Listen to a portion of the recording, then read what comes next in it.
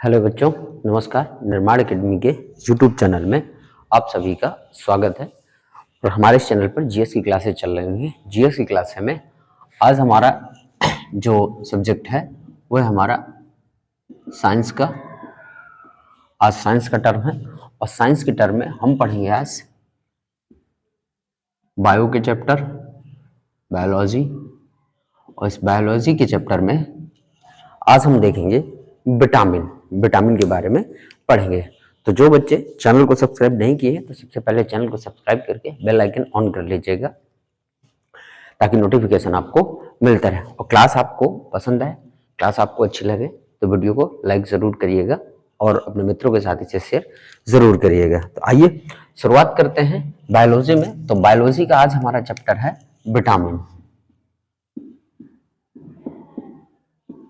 Vitamin.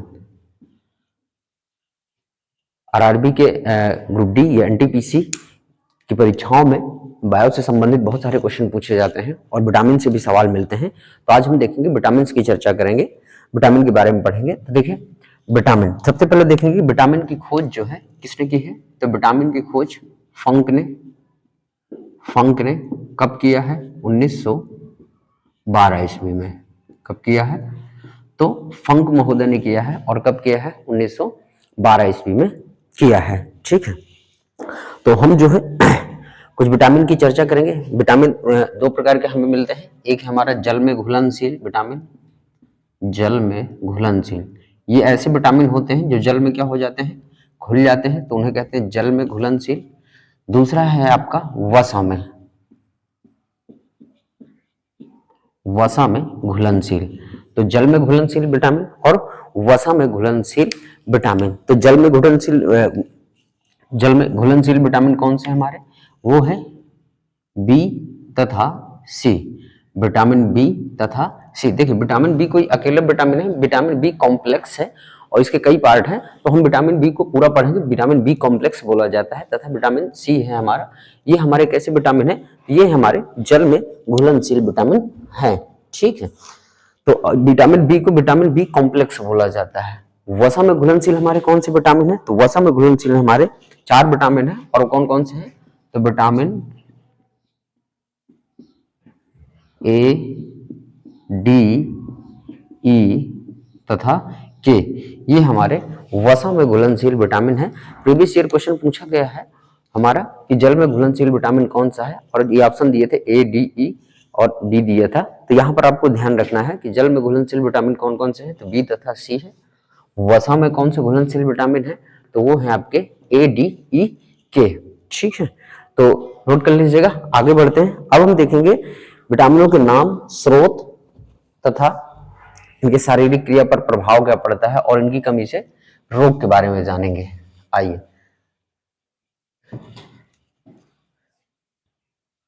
चलिए, तो सबसे पहले हम बात करेंगे विटामिन बी कॉम्प्लेक्स के बारे में। विटामिन बी कॉम्प्लेक्स यानी विटामिन बी कॉम्प्लेक्स कई विटामिन का समूह है, तो हम अलग अलग विटामिन के भी यहाँ चर्चा करेंगे। तो सबसे पहला विटामिन है हमारा विटामिन B1।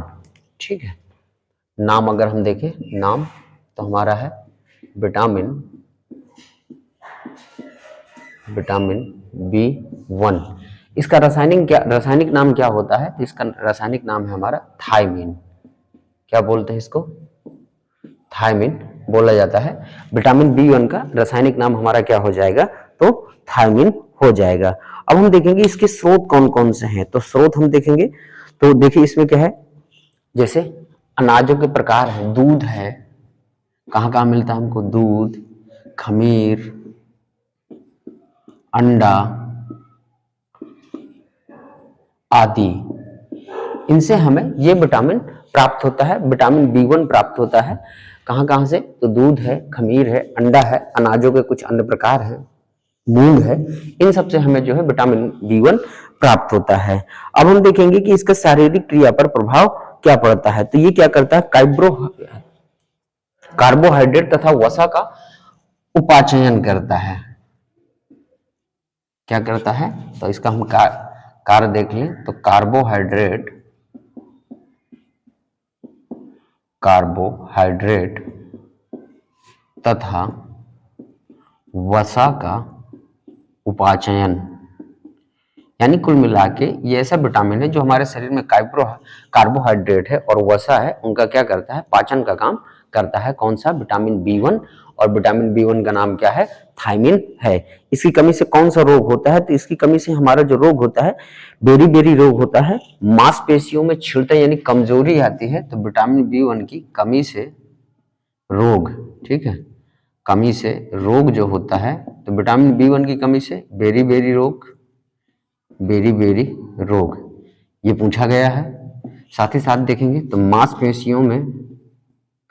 मांसपेशियों में छिड़ता यानी कुल मिला के कमजोरी, मांसपेशियों में छिड़ता या दुर्बलता कह सकते हैं। तो कुल मिला के मांसपेशियों में कमजोरी, बेरी ये जो रोग हैं ये किसकी कमी से होते हैं, तो विटामिन बी1 की कमी से होते हैं। चलिए, तो ये रहा हमारा विटामिन बी1, नोट कर लीजिएगा। और इसकी जो पीडीएफ है वो आपको Telegram channel GS by RK sir, वहां आपको इस क्लास की पीडीएफ जो है मिलेगी। तो आपको डिस्क्रिप्शन बॉक्स में टेलीग्राम चैनल की लिंक दे दी जाएगी, तो वहां से आप टेलीग्राम चैनल ज्वाइन कर सकते हैं और साथ ही साथ आप इस क्लास की पीडीएफ प्राप्त कर सकते हैं। और क्लास आपको कैसी लगी तो कमेंट बॉक्स में हमें जरूर बताइएगा। आइए अगले विटामिन बात करेंगे, तो विटामिन बी2, अगला विटामिन है हमारा विटामिन बी2 और इसका नाम क्या है, इसका नाम है राइबोफ्लेविन।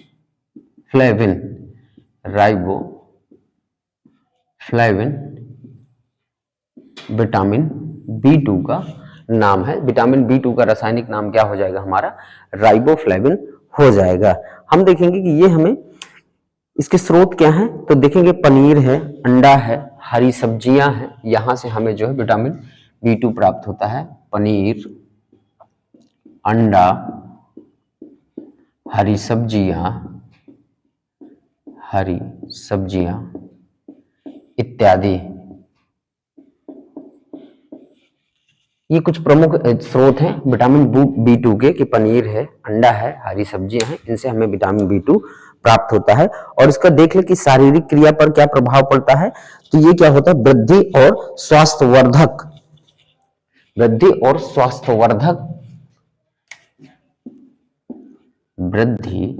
शरीर की वृद्धि तथा स्वास्थ्यवर्धक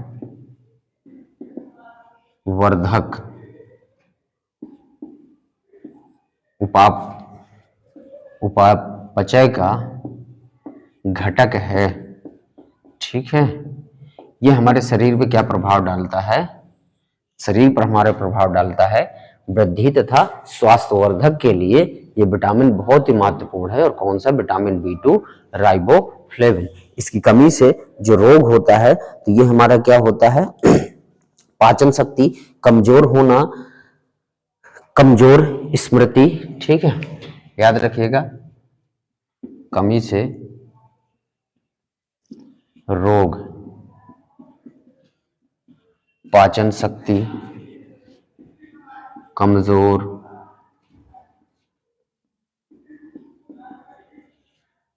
स्मृति कमजोर, जो हमारी याददाश्त होती है, स्मृति कमजोर, ठीक है, याद रखिएगा। ये कुछ महत्वपूर्ण रोग हैं और बहुत सारे रोग हैं जो विटामिन बी2 की कमी से हो सकते हैं। जैसे हम कह सकते हैं कि यहाँ पर दिमागी थकावट हमें होती है, सिर दर्द ज्यादातर, जैसे बहुत सारे कुछ ऐसे आपने देखे होंगे कि जिनका हमेशा जो है सिर दर्द करता रहता है, सिर दर्द कह सकते हैं। दिमागी थकावट भी होती है, क्या होती है, दिमागी थकावट, दिमागी थकावट भी हो जाती है। किसकी कमी से हो जाती है, तो विटामिन बी2 की कमी से हो जाती है। यानी विटामिन बी2 की कमी से होने वाले कुछ प्रमुख रोग हैं। आइए आगे बात करेंगे, तो इसको नोट कर लीजिएगा, विटामिन बी2 को आगे हम बात करेंगे।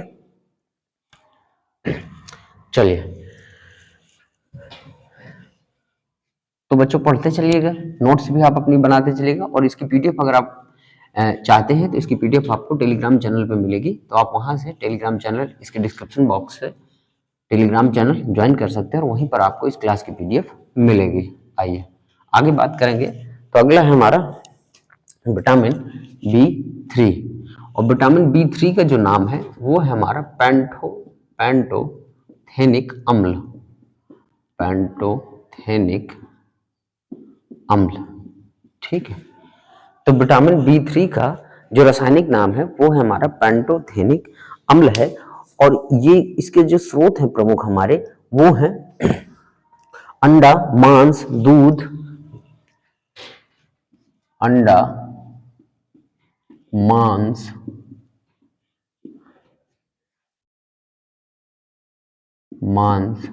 दूध, अंडा, मांस, दूध आदि, ये इसके कुछ प्रमुख स्रोत हैं जो विटामिन बी थ्री हमें प्राप्त होता है। अंडा, मांस, दूध, मछली भी हम कह सकते हैं और कई चीजें हो सकती हैं हमारी, मूंगफली, गन्ना, इन सब चीजों से। चलिए आगे हम देखेंगे इसकी शारीरिक क्रिया पर क्या प्रभाव पड़ता है। तो ये क्या करता है, बाल सफेद तथा प्रजनन क्षमता कम हो जाना। ठीक है, शारीरिक क्रिया पर क्या प्रभाव डालता है,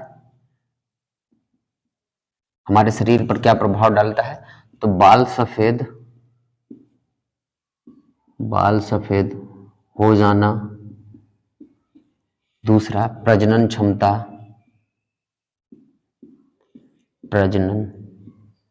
क्षमता कमजोर। ये हमारे शारीरिक क्रिया पर प्रभाव डालता है।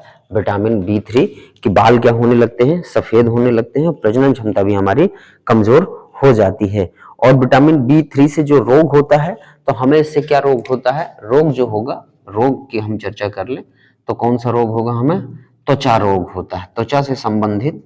ठीक है, त्वचा से संबंधित रोग, त्वचा से संबंधित रोग हो जाते हैं, हमको याद रखिएगा, त्वचा से संबंधित रोग। त्वचा संबंधित बहुत सारे रोग होते हैं। तो किस विटामिन की कमी से होते हैं, तो विटामिन B3 की कमी से होते हैं। चलिए नोट कर लीजिएगा। आगे बढ़ते हैं, अगले विटामिन की चर्चा हम करेंगे।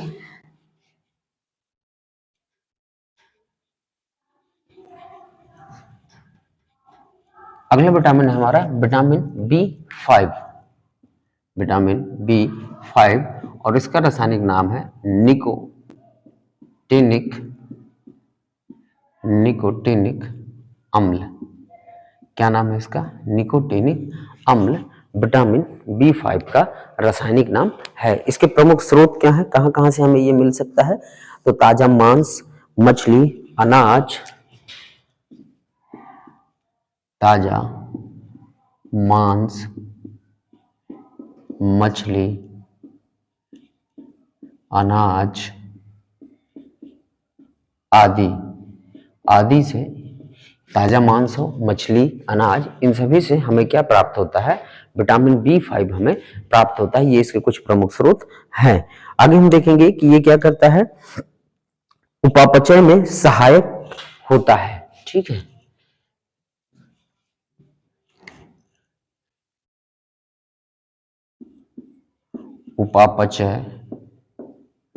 उपापचय में सहायक, और किसका सहायक, NAD, न्यूक्लिक एसिड जो आपका है उसका घटक है। तो उपापचय में सहायक है, किसका घटक, तो NAD का घटक है हमारा विटामिन B5 है।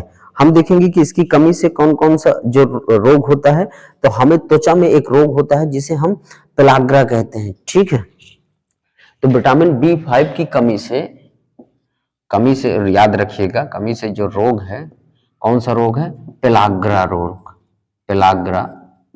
रोग। और ये जो पेलाग्रा रोग है, ये त्वचा से संबंधित होती है, जो फफूंदी टाइप आपके त्वचा पर बनने लगती है, वही हमारा क्या कहला देता है, पेलाग्रा रोग कहला देता है, जिस पर दाने पड़ने लगते हैं। और यहाँ पर और इसकी कमी से तंत्रिका तंत्र में क्या होती है, जो हमारा न्यूरॉन्स है वो कमजोर हो जाते हैं, और पागलपन।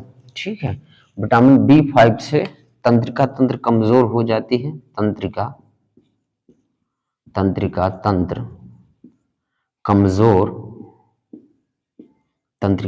कमजोर, तथा पागलपन, पागलपन।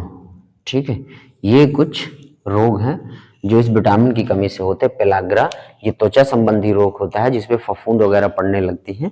साथ ही साथ देखेंगे तंत्रिका तंत्र कमजोर हो जाती है और पागलपन भी होने लगता है। चलिए नोट कर लीजिएगा। आइए आगे बात करते हैं, अगले विटामिन की तरफ चलते हैं। तो बच्चों क्लास आपको कैसी लगी कमेंट बॉक्स में हमें ज़रूर बताइएगा। साथ ही साथ क्लास आपको पसंद आए वीडियो को लाइक ज़रूर करिएगा ताकि हमें मोटिवेशन मिलता रहे कि भाई आपको क्लास जो है पसंद आ रही है। चलिए तो आगे हम बात करेंगे विटामिन B6 की। विटामिन B6 पायरिडॉक्सिन, क्या नाम है इसका? पायरिडॉक्सिन। विटामिन B6 का जो रासायनिक नाम है वो है हमारा पायरिडॉक्सिन, ये इसका रासायनिक नाम है। इसके प्रमुख स्रोत देख लेते हैं, ये हमें कहाँ कहाँ से मिलता है। तो दूध है, खमीर है, मांस है, अनाज है। दूध, खमीर, मांस, अनाज आदि से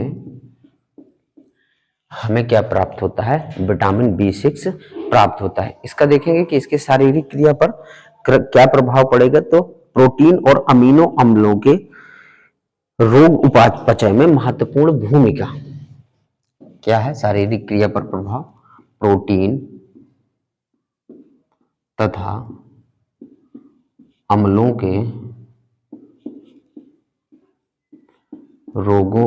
के रोगों में उपापचय में सहायक, उपापचय में सहायक घटक। ठीक है, जो प्रोटीन है, अम्ल है, उनके जो रोग है उनके पाचन में क्या करता है? सहायक की भूमिका निभाता है। इसकी कमी से हम रोग देख लेते हैं कि कौन से रोग होते हैं हमें। तो विटामिन B6 की कमी से हमें क्या होता है? एनीमिया रोग। क्या होता है? एनीमिया, रक्त क्षीणता हम इसे कह सकते हैं। ठीक है,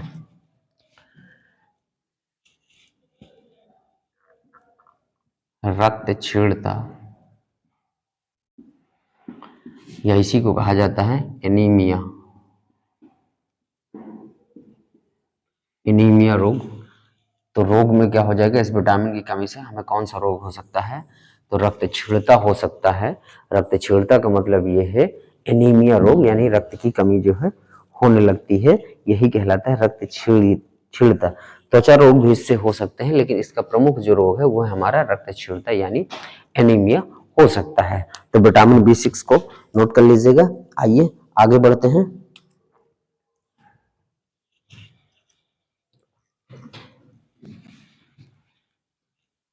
चलिए,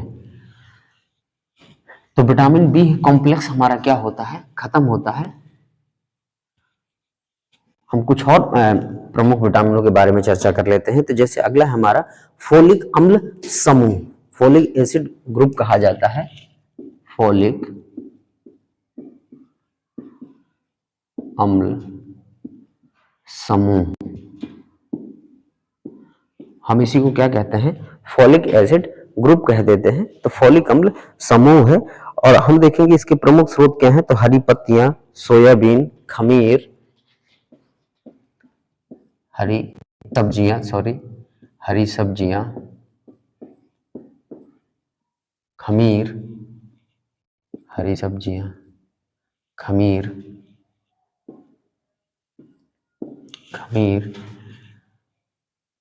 आदि जो है इसके प्रमुख स्रोत हैं फोलिक अम्ल समूह के।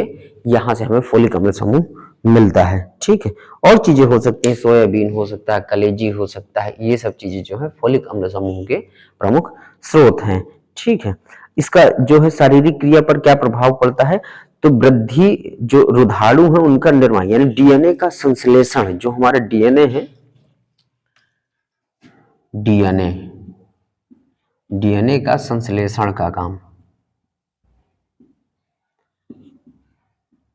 संश्लेषण डीएनए का, जो डीऑक्सी न्यूक्लिक हमारा एसिड है, डीएनए है, तो डीएनए ये क्या करता है, और डीएनए का संश्लेषण और उसी में जो हमारे वृद्धि रुधाणु जो हैं उनको बढ़ाने का काम ये हमारा करता है। और क्या है ये, फोलिक अम्ल समूह है।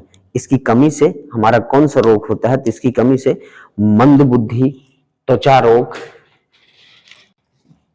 इसकी कमी से रोग कौन से होते हैं, तो सबसे प्रमुख रोग है मंदबुद्धि। मंदबुद्धि, इससे हमें क्या हो सकता है, त्वचा रोग भी होते हैं। तो याद रखिएगा प्रमुख फोलिक एसिड समूह का सबसे प्रमुख रोग क्या हो जाएगा, मंदबुद्धि हो जाएगा। जिन बच्चों में फोलिक एसिड ग्रुप का कम संश्लेषण होता है, इस विटामिन की कमी होती है, तो थोड़ा सा क्या होता है, मंदबुद्धि होता है। आइए आगे बात करेंगे विटामिन एच, एक हमारा अलग से विटामिन है, तो हम उस विटामिन की बात करेंगे।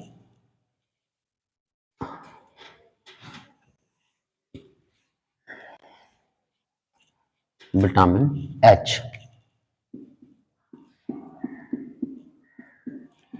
विटामिन एच, इसका रासायनिक नाम क्या है, बायोटीन। याद रखिएगा हम जो विटामिन पढ़ रहे हैं अभी फिलहाल जल में घुलनशील विटामिन पढ़ रहे हैं, यानी विटामिन बी, फिर उसके कुछ प्रमुख अन्य विटामिन उनकी चर्चा कर रहे हैं, फिर विटामिन सी की चर्चा करेंगे, फिर वसा में जो घुलनशील विटामिन है हमारे ए, डी, ई, के, हम उन विटामिन की चर्चा बाद में करेंगे। तो जो हमारा विटामिन एच है ये बायोटीन हम इसे कह सकते हैं। तो इसके प्रमुख स्रोत क्या हैं, तो गेहूं, अंडा, मूंगफली, चॉकलेट, गेहूं, अंडा, मूंगफली,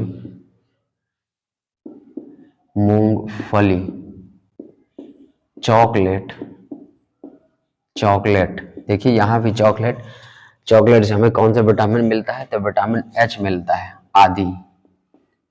याद रखिएगा कि इसके प्रमुख स्रोत में गेहूं है, अंडा है, चॉकलेट है, मूंगफली है, इससे हमें विटामिन एच मिलता है। और ये क्या करता है शारीरिक हमारे काम में, तो वसी अम्लों का संश्लेषण तथा ऊर्जा उत्पादन में महत्वपूर्ण,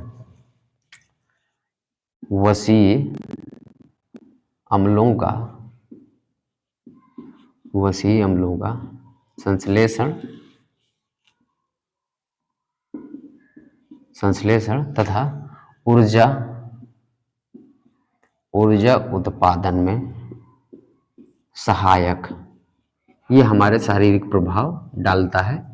जो हमारे वसी अम्ल होते हैं उनका संश्लेषण करता है, और एनर्जी उत्पादन में, जो हमारे शरीर के एनर्जी उत्पादन है उसमें ये महत्वपूर्ण आपका कार्य करता है विटामिन एच। इसकी कमी से कौन सा रोग होता है, तो इसकी कमी से होता है बालों का झड़ना। इसकी कमी से जो रोग होता है वो कौन सा होता है, बालों का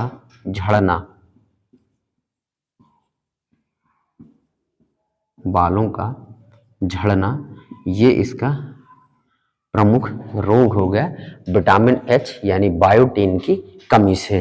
तो नोट कर लीजिएगा। आइए आगे बढ़ते हैं, अगले विटामिन की चर्चा करेंगे, और अंतिम हमारा विटामिन बी कॉम्प्लेक्स में विटामिन 12।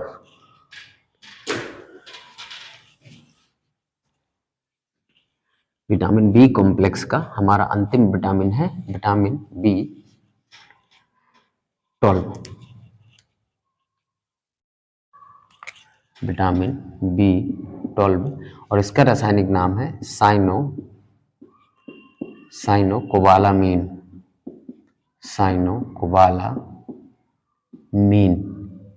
याद रखिएगा विटामिन बी 12 इसका रासायनिक नाम हमारा क्या है, तो साइनोकोबालामीन, ये इसका रासायनिक नाम है। और ये इसके प्रमुख स्रोत कौन कौन से हैं, तो मांस, मछली, अंडा, दूध, पनीर, ये सभी इसके क्या है, प्रमुख स्रोत हैं। तो मांस, मछली, अंडा, दूध, पनीर आदि इसके प्रमुख स्रोत विटामिन बी 12 के, जहां से हमें विटामिन बी 12 मिलता है, तो मांस, मछली, अंडा, दूध, पनीर, इनसे विटामिन बी 12 हमें प्राप्त होता है। हम देखेंगे कि इसके शारीरिक प्रभाव में क्या है, तो शारीरिक प्रभाव क्या है, ये अनेक उपापचय प्रक्रियाओं में क्या करता है, भाग लेता है, और एक प्रमुख है हमारा न्यूक्लियोप्रोटास और हमारे क्या होते हैं, रुधिराणु के निर्माण में, जो रुधिर होता है रुधिर के निर्माण में, यानी रुधिर मतलब क्या, रक्त, रक्त के निर्माण में, हम कह सकते हैं सिंपल सा, रक्त के निर्माण में सहायक, रक्त शारीरिक क्रिया में क्या प्रभाव डालता है, तो सबसे प्रमुख कार्य इसका जो है शारीरिक क्रिया पर, रक्त के निर्माण में क्या होता है, ये सहायक की भूमिका निभाता है। और इसके हम प्रमुख देख लेंगे। तो यहाँ पर जो है विटामिन B12 का सबसे प्रमुख रोग हैं आपके, दो रोग हमें मिलते हैं, रक्त क्षीणता, ठीक है, और मंद बुद्धि।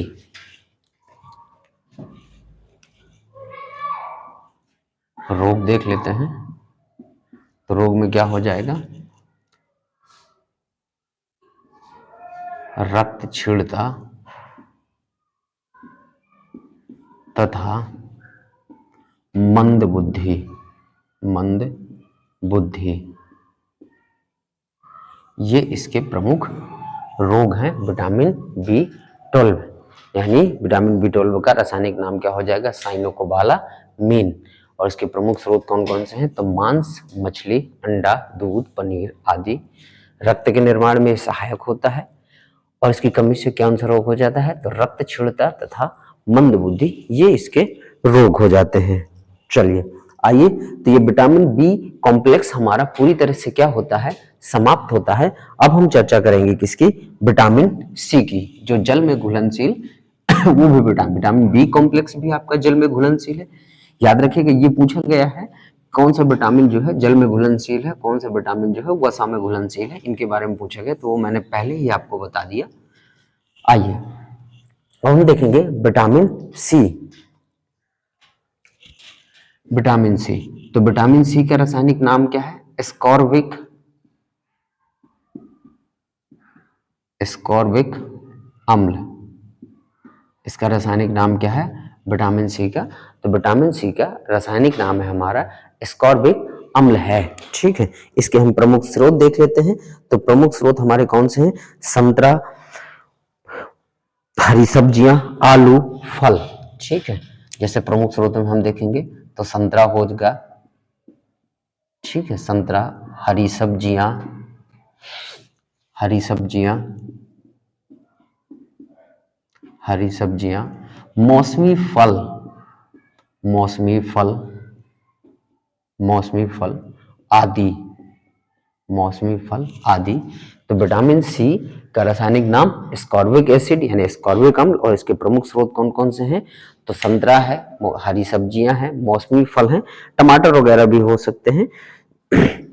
जो अब हम देखेंगे तो जो इसके शारीरिक क्रिया पर क्या प्रभाव डालते हैं, तो ये क्या करता है, इम्यून सिस्टम को बढ़ाने का काम करता है। याद रखिएगा, सबसे महत्वपूर्ण क्या है, इम्यून सिस्टम, जो हमारा प्रतिरक्षा तंत्र है, तो शारीरिक क्रिया में क्या प्रभाव डालेगा, प्रतिरक्षा तंत्र को बढ़ाने का काम करता है, प्रतिरक्षा तंत्र को बढ़ाने का कार्य। दूसरा इसका कार्य क्या है, घाव, जो शरीर में हमारे घाव होते हैं, तो घावों को भरने में सहायक की भूमिका, घावों को भरने में सहायक होता है। याद रखिएगा, घावों को भरने में सहायक, ये कुछ इसके शारीरिक क्रिया पर क्या डालता है, प्रभाव डालता है विटामिन C। क्या डालता है कि प्रतिरक्षा तंत्र को बढ़ाने का काम और घावों को भरने का काम ये करता है। ठीक है, और इसकी कमी से क्या होता है, तो इसकी कमी से जो हमारा होता है स्कर्वी, कौन सा रोग हो जाता है, स्कर्वी। विटामिन C की कमी से क्या होता है, रोग देख लेते हैं। विटामिन C की कमी से स्कर्वी रोग, कौन सा रोग, स्कर्वी रोग। या मसूड़ों से रक्त का बहना, मसूड़ों से रक्त का बहना, जो हमारे मसूड़े होते हैं उनसे अगर रक्त बह रहा है, तो यानी कौन सी विटामिन की कमी है हमारे शरीर में, तो हमारे शरीर में विटामिन C की कमी है। वहां से अगर मसूड़ों से हमारे जो है रक्त बह रहा है, तो विटामिन C की कमी से ये रोग हो जाता है। और एक कौन सा रोग है, स्कर्वी रोग है। तो आज हमने जो है पढ़ा, वो हमने पढ़ा जल में घुलनशील विटामिन। हमने कौन कौन से विटामिन हमने देखा कि विटामिन की खोज किसने की, और विटामिन हमने दो प्रकार के देखे, एक है हमारा कौन सा, जल में घुलनशील, दूसरा हमारा कौन सा था, तो वसा में घुलनशील। तो जो जल में घुलनशील विटामिन है कौन कौन से, तो बी कॉम्प्लेक्स यानी बी समूह है, बी कॉम्प्लेक्स,